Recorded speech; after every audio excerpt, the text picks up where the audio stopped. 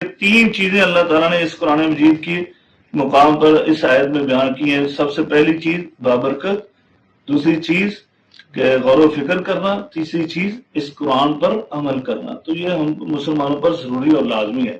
تو قرآن مجید فرقان حمید کے متعلق اللہ تعالیٰ فرماتے ہیں مبارکن، یہ کتاب ہم نے بابرکت عطا کی ہے، آپ کو یہ بابرکت کتاب عطا کی ہے، اور یہ بابرکت کتاب سے ہم اگر دوری اختیار کرتے ہیں نا تو پھر یعنی آپ اندازہ لگائیں اس انسان کی بدبختی کا جو قرآن سے دور ہو جائے۔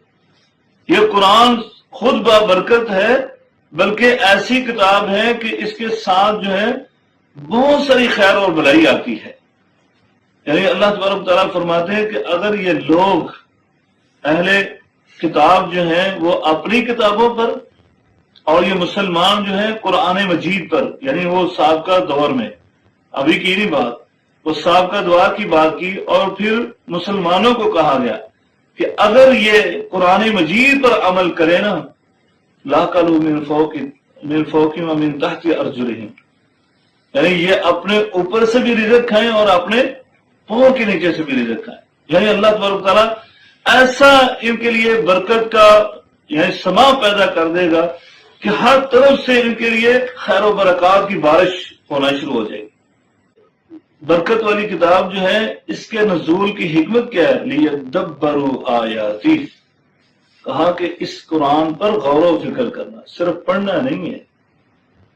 آج تو ہم پڑھتے بھی نہیں ہیں، مسئلہ تو یہ، ہماری کم بختی تو یہ، بدقسمتی تو یہ ہے، افسوس در افسوس تو یہ ہے کہ آج تو ہم نے اس قرآن کو پڑھنا بھی چھوڑ دیا ہے۔